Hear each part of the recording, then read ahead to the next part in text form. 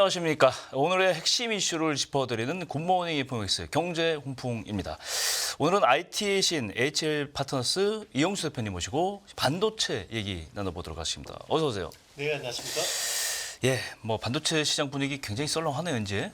삼성전자 얼마 전에 1분기 실적 좋게 나왔을 때만 해도 상당히 희망의 빛이 보였는데 일단 외국인들이 굉장히 국내 시장에서 매도세로 돌아서면서 반도체 시장이 좀 가라앉았어요. 좀 정리를 좀 해주시죠. 네, 그동안 너무 달렸죠. 너무 많이 이제 상승을 했는데 예. 결국 AI 모멘텀이 계속해서 강한 흐름을 보였는데요. 예. 아무래도 최근에 이제 금리 인하에 대한 이제 우려들이나 이제 어떤 이런 부분들이 부정적으로 이제 작용을 하고 있고요. 네. 근데 이게 구조적으로 이제 반전이 된 거냐 아니면 일시적인 요인이냐 봤을 때는 아직까지는 좀 더 일시적인 조정으로 보고 있고요.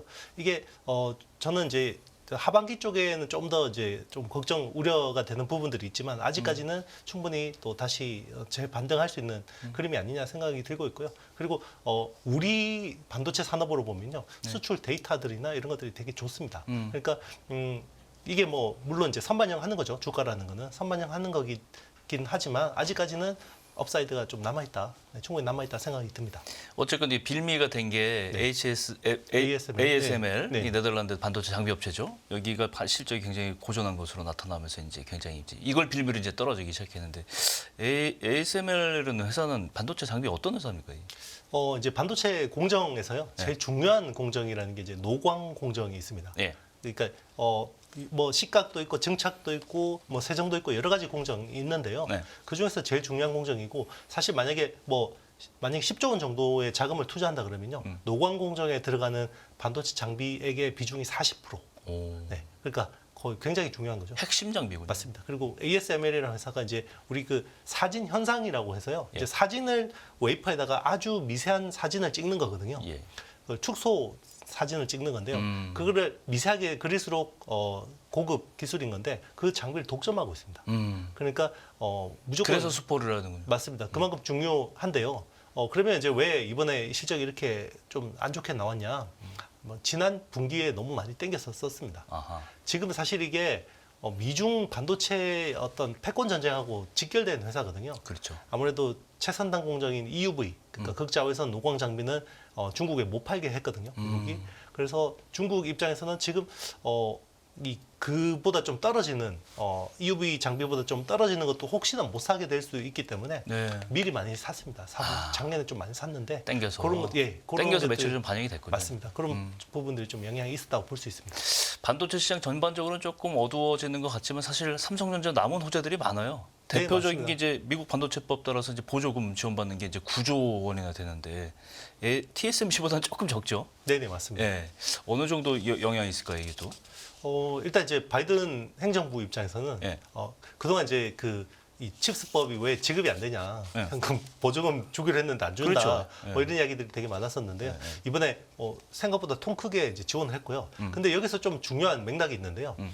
삼성전자가 어제자로 공시를 했어요. 예. 원래 당초 미국에 투자하기로 한 금액이 170억 달러였거든요. 근데 170억 달러에서 400억 달러로 늘었고요. 예. 원래 TSMC도 애리조나에다 투자하기로 한 게 400억 달러였습니다. 네. 근데 660억 달러로 늘었고요. 더 많이 투자했네. 네, 맞습니다. 그러니까 이게 바이든 행정부의, 그러니까 바이든 대통령의 핵심 정책이 두 개가 있잖아요. 예. 칩스법하고 IRA 법이잖아요. 그렇죠. 네, 근데 칩스법에 확실하게 무게 중심을 두고 재선의 구도를 만들겠다는 생각인 것 같고요.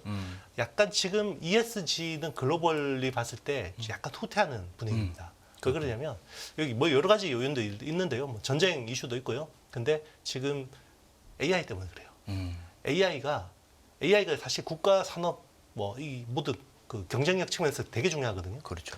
근데 이거를 장악하기 위해서는 전기가 무지하게 많이 필요한데 전기. 맞습니다. 이게 반도체가 지금 제일 부족하고요. 반도체를 다 깔아놓고 데이터 센터를 만들어 놓으면 전기가 부족하거든요. 그런데 그 전기를 신재생 에너지 가지고 지금 계획대로 네. 2050년 탄소 제로, 그리고 미국은 2035년까지 청정 에너지 100%를 약속했거든요. 예. 이 약속 지키려면 AI를 못 합니다. 그렇군요. 네, 그래서 약간 후퇴되는 분위기죠. 전기 더 빨리 만들어서 AI 돌려야 되는데 맞습니다. 그 약속대로 하면 AI 이거 약간 어두워지는데. 그렇죠. 삼성전자가 이제 뭐 TSMC, 인텔 뭐 굴지 업체들하고 이제 계속 대결을 벌이게 되는데 삼성전자 이제 파운드리가 2위잖아요. 네, 맞습니다. 2위인데 TSMC가 1위고 네. 1위를 탈환하겠다는 목표를 가지고 달리고 있는데 이게 가능하겠습니까? 지금 보면 좀 민망하죠. 원래 그래요? 그 이야기를 할 때가 예. TSMC가 5% 정도 파운드리 시장 점유율이었고요. 그때 이제 이재용 회장이 우리가 1등 하겠다라고 이야기했을 때가 그렇죠. 한 10% 후반대였습니다. 그래서 한 17%.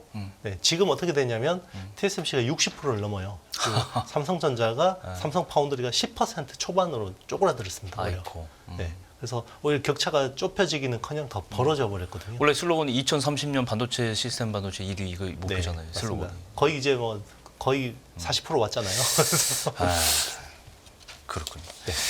결국은 뭐 이렇게 되면은 삼성전자가 TSMC를 역전하기 위해서는 굉장히 뭐 역전이 중요한 게 아니고 이 네. 시장 점유율을 늘리기 위해서는 굉장한 뭐 아주 고도의 전략이 좀 필요할 것 같은데 SK 하이닉스도 좀 볼 필요가 있어요. 이달 말에 이제 SK 하이닉스 실적 발표될 예정인데 삼성전자보다 앞서서 이제 흑자 전환은 성공했잖아요. 네네 맞습니다. 네, 이게 굉장히 관심이 있는데 어떻게 보세요, 이 실적은? 지금 이제 시장 컨센은 대충 한 1조 5천억 정도의 이익 나오는 걸로 보고 있는데요. 네. 저는 더 좋게 나올 거라고 보고 있습니다. 일단은 저는 2조 중반대까지 가능하다고 보고 있고요. 어허. 그렇게 보는 이유는 일단 이제 지금 가격 상승 흐름이 되게 좋습니다. 네.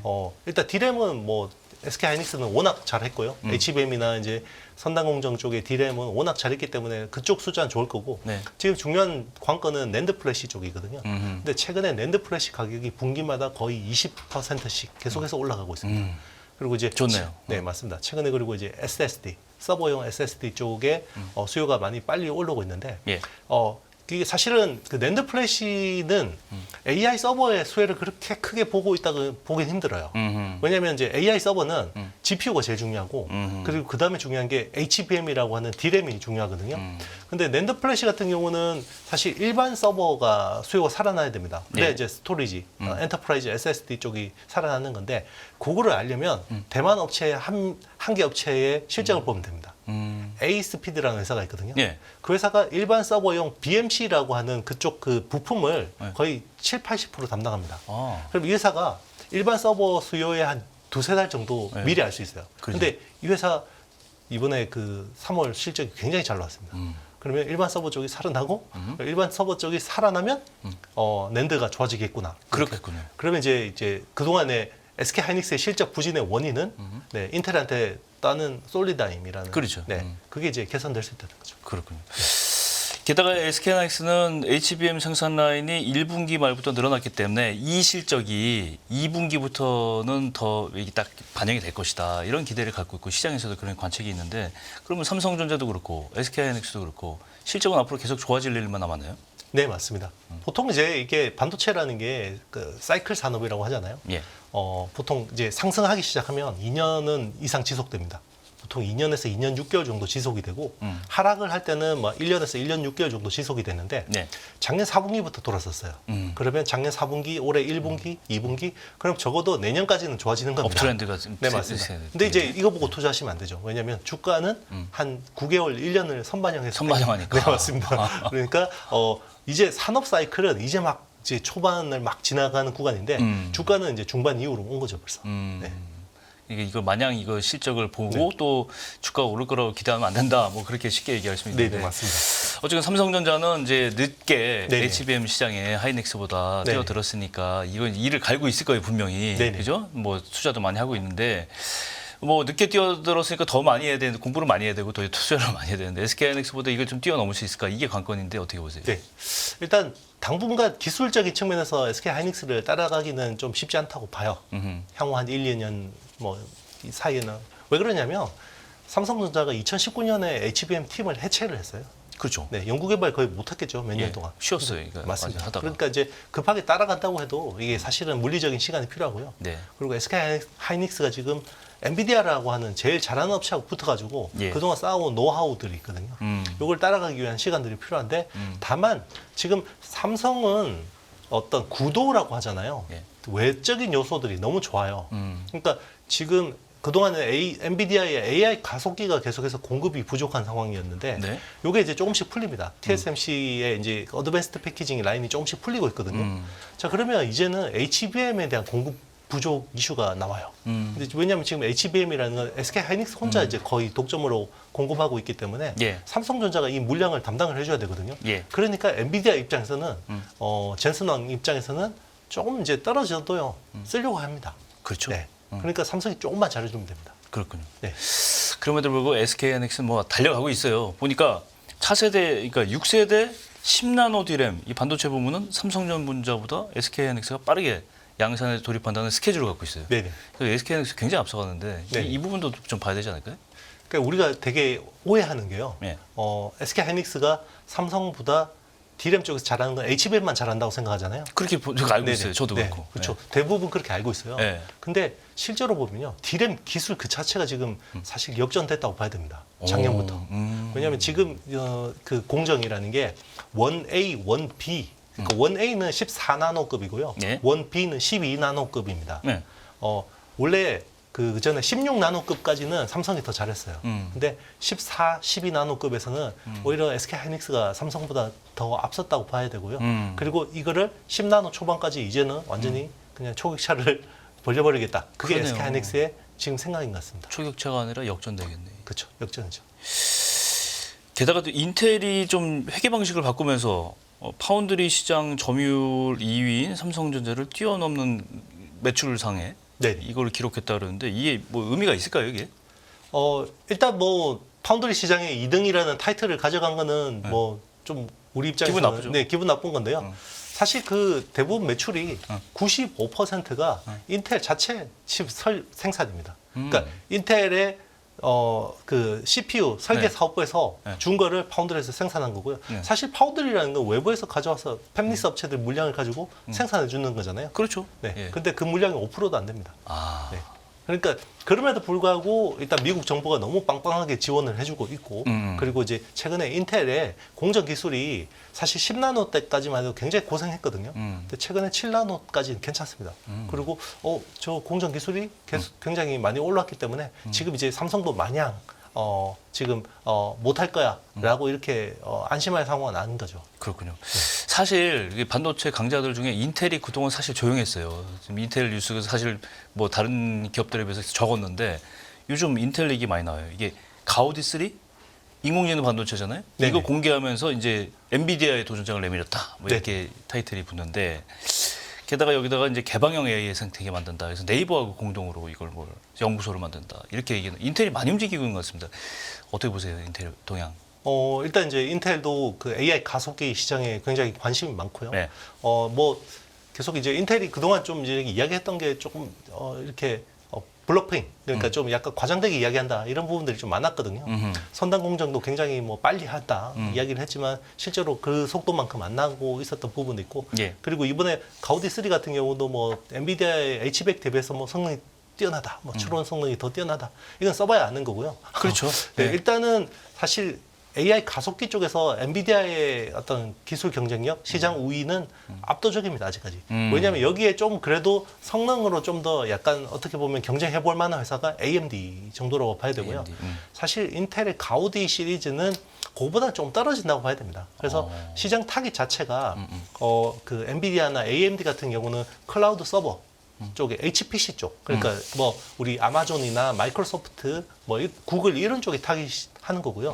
사실 인텔의 가우디 같은 경우는 이제 일반 기업들이 그 데이터 센터 쪽에 투자하는 거 있잖아요. 그 텔레콤 회사라든지 일반 네. 금융 회사들 예. 네, 그런 쪽은 조금 성능 떨어져도 아무래도 좀 엔비디아 칩 수급이 안 되기 때문에 좀 쓰려고 하거든요.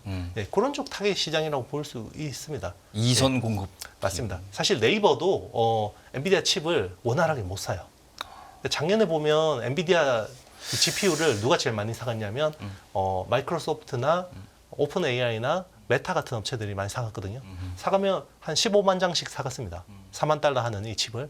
네. 그런데 네이버가 아마 작년에 사간 칩 수량이 2,000개 정도밖에 안 될 거예요. 아이고 상대가 안 되네. 네. 지금 근데 비싸서 물량이 그쵸. 없으니까. 물량이 없습니다. 돈은 있어도요. 지금 물량이 물량이, 안 안 됩니다. 그래서 이거를 컴퓨팅 파워를 계속 키우는 경쟁이잖아요. AI라는 건. 네. 그럼 컴퓨팅 파워를 엔비디아 칩으로 못 키우면 대체제를 찾아야 되는 거고. 그게 그게 인텔의 맞습니다. 가우디. 인텔의 가우디 3가 될 수 좀 있고. 떨어져도. 맞습니다. 최근에 삼성하고 손잡고 마하 1이라는 것도 적용하죠. 네, 그런 부분으로 해서 컴퓨팅 파워를 계속해서 확보하려고 합니다. 옛날 얘기에서 좀 그렇긴 한데 옛날에 인텔 인사이드면 거의 프리미엄급 컴퓨터 네네. 칩 이렇게 맞습니다. 인정이 됐는데 인텔이 이제 그런 시대가 이제 네네. 아니군요. 그렇죠. 엔비디아가 뭐 AI 반도체 시장 말씀하셨다시피 절대적으로 80% 점유하고 이러다 보니까 반 엔비디아 연대 움직임 이 어떻게 하면 반 엔비디아를 때려잡을까 이 각 업체들이 이거 고민하고 있는데 이렇게 되면 우리 반도체 기업에도 좀 영향이 있는 거 아니에요? 네, 사실 이게 이제 구도가 제가 삼성한테 너무 좋다고 하는 게 이게 자체 설계 칩이잖아요. 네. 이게 많아지면 결국 파운드리 수요가 많아지는데요. 그렇죠. 지금 TSMC한테 찾아가면 줄 서서 번호표 뽑고 기다려야 되고 그리고 계속 지진 나고 그러니까 이제 삼성 파운드리를 조금만 잘해주면 삼성 파운드리 쪽으로 오겠죠. 그렇죠. 근데 왜 안 올까요? 네, 기술 차이가 나는 거죠.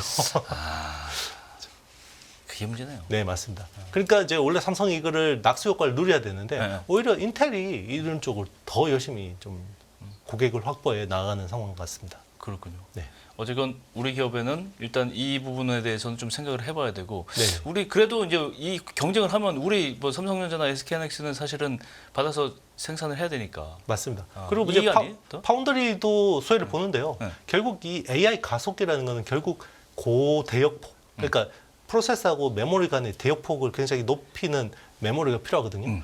그런 쪽은 보통 부가가치가 높죠. HBM도 고대역폭인 예, 거고요. 예. 그리고 기존의 일반 D램도 법용 D램 대비해서 이제 대역폭이라는 걸 넓혀줘야 됩니다. 데이터가 통로하는 길을 확 넓혀줘야 되는데 그걸 하려면 좀 기술 난이도도 어렵고 비쌉니다. HBM 같은 경우는 일반 D램 대비해서 지금 가격이 6배, 7배 비싸거든요. 예. 비트당 단가가. 예. 이럴 때 뛰어야 돼요, 사실. 이럴 맞습니다. 때 우리 반도체 업체들이 뛰지 않으면 사실은 이 따라잡기가 굉장히 힘들고 네. 이게 국가적으로도 이제 손해고 지금 정신 바짝 차리고 좀 달려봐야 될 것 같습니다. 그러니까 오늘 뉴스를 보니까 삼성 임원들이 주 6일 근무하라고 지시가 내렸더라고요. 지금 7일 근무해도 될까 말까 진짜 열심히 하셔야 됩니다. 아, 네. 예, 진짜 나라를 위해서 경쟁력을 네. 위해서 해야 됩니다.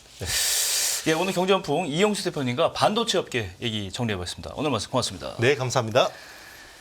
예, 깊이가 다른 경제 뉴스 연합뉴스 경제 TV 다음 순서로 계속 이어집니다. 채널 고정하시고요. 지금까지 김경훈이었습니다. 고맙습니다.